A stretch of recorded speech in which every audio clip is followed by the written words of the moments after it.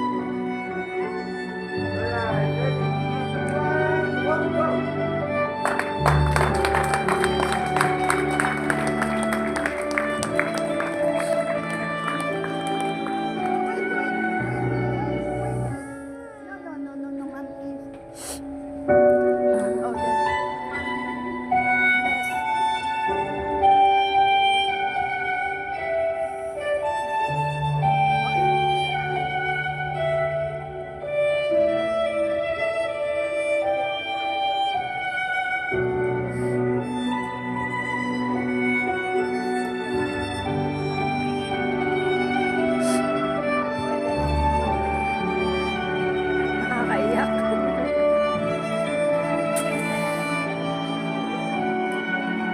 Yung best friend niya po, si Revo. Ah? Yung best friend niya po si Revo. Naging classmate. Estudyante niya. Actually, sa tagal ng panahon, anak, medyo Sila magkakapatid. sila. Si Lester, ang hindi ko makakalimutan. Kilala ko siya. Alam mo, sabi niya sa akin, huwag mong babanggitin si Lester, ha? Yan ang kabiling kasi ako yung talagang ano nila eh.